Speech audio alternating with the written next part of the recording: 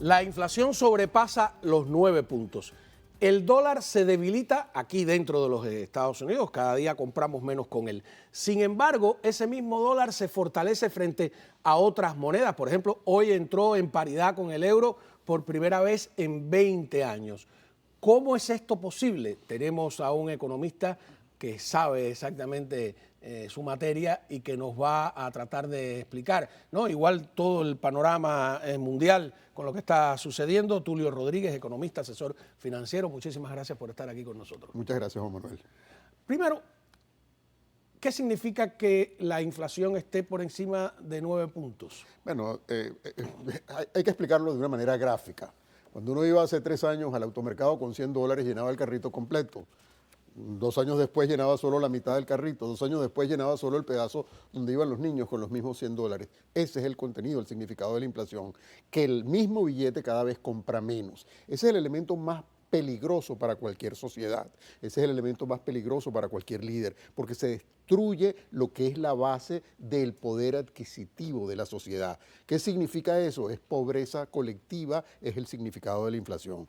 ¿Por qué tenemos inflación en estos momentos? Bueno, hay muchos factores. Ustedes saben, yo he dicho muchas veces que los Estados Unidos es una mesa de 3 patas, que tiene por un lado el poder militar, tiene por otro lado la capacidad de consumo de esta sociedad que mueve la economía y tiene por otro lado el dólar, que es la capacidad de compra.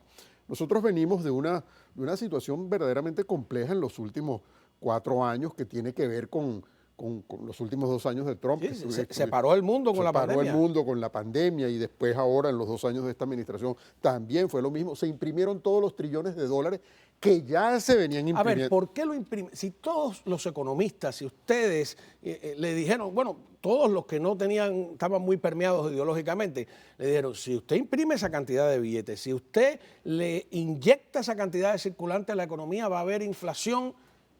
Y ahora la secretaria del Tesoro dice que ella no sabía las consecuencias. ¿Cómo es posible que con 200 títulos universitarios, con todo...? Sí saben las consecuencias, pero la sociedad contemporánea se mueve exactamente como se movía la sociedad romana.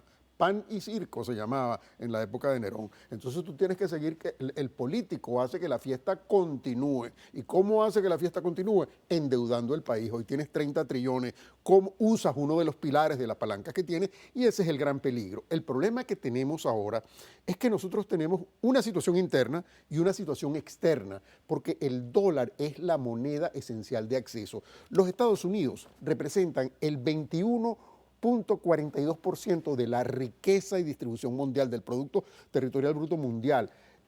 China representa el 16% y Europa representa el 25%. ¿Qué significa eso? Ahí es cuando... ¿Y América Latina? América Latina no figura. América Latina no figura. Brasil, bueno, Brasil, ¿no?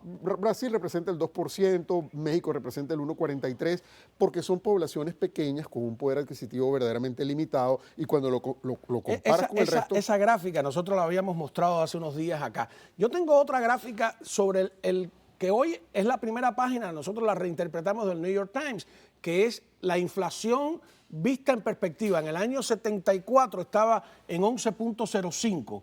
En el año 80, que es cuando está Carter y entra Reagan, 13 puntos. Después baja en el 98 y empieza a subir en el 2021 y ahora en el 2022. No, sin ánimo partidista, coincide la alta inflación con gobiernos que gastan mucho, que imprimen mucho billete y que tienen grandes planes sociales. No, yo no quisiera asociarlo a eso. La inflación es un producto que es una relación con la cantidad de dinero, la cantidad de la expansión de la masa monetaria que hay en un momento dado. Nosotros hemos contraído una deuda gigantesca a partir de Clinton hacia acá. Todas las administraciones, y cada una tiene una justificación, porque en los tiempos de Bush Evo, nos tumbaron las Torres Gemelas y entraste en una deuda gigante. Después cuando vino Obama tuvimos el problema. La primera guerra que se hizo sin impuestos porque supuestamente el crecimiento económico la iba a pagar. Después tuviste el problema de los bancos, que todo colapsó. Antes hubo el problema del tequilazo en México eso fue antes. Y en Japón. Eso fue antes, eso fue ya más a finales de los 90. Claro. Entonces después tienes el problema de los bancos aquí, que es durante la época de Obama, y después durante la época de Trump y durante la época de Biden tienes el problema de la pandemia que te lleva a imprimir dinero. Entonces, ¿qué es lo que hace? Vas imprimiendo deuda, vas generando deuda, hoy son 30 trillones de deuda, y vas debilitando el país estructuralmente. Cuando tú tienes esa cantidad de deuda, los Estados Unidos es el único país en el mundo que puede imprimir $1 y no pasa nada. Los otros países no lo pueden hacer. Ahí es donde yo quería preguntarle, ¿por qué si se debilita el dólar, que es la pregunta que a nivel nacional se ha fortalecido frente a ya no las monedas de América Latina que están sufriendo Colombia? Después vamos a ver cuál es el país del mundo con la moneda más devaluada. Sino frente al euro, ¿por qué? ¿Por qué se debilita aquí y se fortalece allá? Bueno, en el caso del euro, tú tienes un problema también endémico. Toda la región europea... Es muy gastadora, ¿no? No solo eso, sino no es una región productiva. En Europa la gente no quiere trabajar, quiere tener 3 horas de almuerzo, quiere tener 2 meses de vacaciones, quiere tener una cantidad de cosas que en América son distintas. Entonces la productividad interna europea, por ser un continente mucho más maduro, donde la gente quiere cierto tipo de confort, no tienes toda la innovación, no tienes toda la fruición económica. Entonces eso te afecta cuando tú tienes una situación como la guerra que está en estos momentos, que te cortan o te ves obligado a cortar el suministro de gas que te viene o sea que no es necesariamente una buena señal lo que está pasando con el dólar, no es un símbolo de que la economía está bien. Yo no lo quiero ver como una buena señal, y no lo quiero ver como una buena señal porque nosotros tenemos un problema no solo en los Estados Unidos, sino en todo el mundo. Yo veo que aquí puede venir un cisma en todo lo que es el sistema monetario internacional. Un cisma, ¿por qué? Porque los Estados Unidos tienen 129% de deuda sobre el Producto Nacional Bruto, sobre el GDP. Entonces tú no puedes deber 29 veces más de lo que tienes. Porque eso no. Claro, ¿qué es lo que pasa? Mientras existe la confianza, lo siguen aceptando, tú sigues viviendo de eso. Entonces, ¿qué le sucede a los otros países? Los otros países tienen problemas internos con sus propias monedas y dicen, mejor me posiciono en dólar, que el dólar sigue siendo una moneda aceptada, porque los americanos cada vez que sacan una emisión nueva de deuda, esa emisión siempre la van a comprar los chinos o los japoneses y yo voy allí ajustado. Entonces prefiero tener dólares que tener pesos, que tener cualquier moneda. Que es el caso de Panamá, de Ecuador, de El Salvador. Exactamente, incluso... Pero hoy hay protestas en Panamá. Pero Panamá es una economía distinta, pero incluso hablemos de los países más sólidos, como son Chile, como es Argentina. Allí tienes otro problema que también va definitivamente generando en una condición económica, pero el problema tiene que ver con naturaleza política, porque el problema que tiene Chile y el problema que tiene Argentina... Y que ahora tiene Colombia. Y que ahora se le comienza a ver a Colombia, es un problema de preocupación que tiene el empresariado porque comienza a haber un cambio ideológico. Su idea. Los problemas políticos de esos países son problemas económicos, en el fondo, ¿no? Por ejemplo, vamos a ver esta gráfica. ¿Cuáles son los países del mundo que tienen la moneda más devaluada?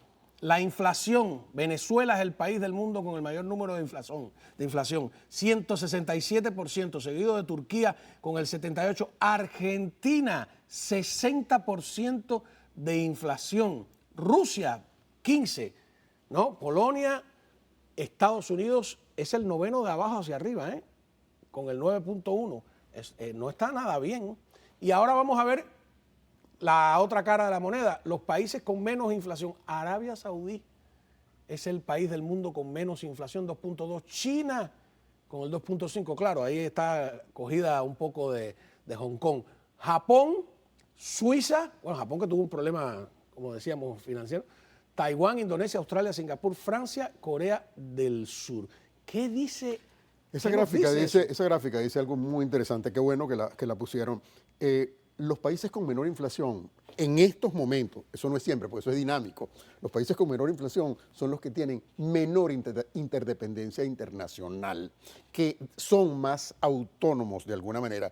China es un país que tiene mucha interdependencia internacional, pero es autónomo desde el punto de vista de suplir las necesidades básicas de su población porque las tienes sometidas. Ahí existe un salario mínimo, tienes una cantidad de gente enorme y las tienen totalmente sometidas. Ahí se crece al nivel que hay una cantidad de imposiciones desde el punto de vista del gobierno y esas disciplinas que no tienen nada que ver con las libertades hace que tú contengas el libre mercado. Al contener el libre mercado... Y hay que creerle las cifras también.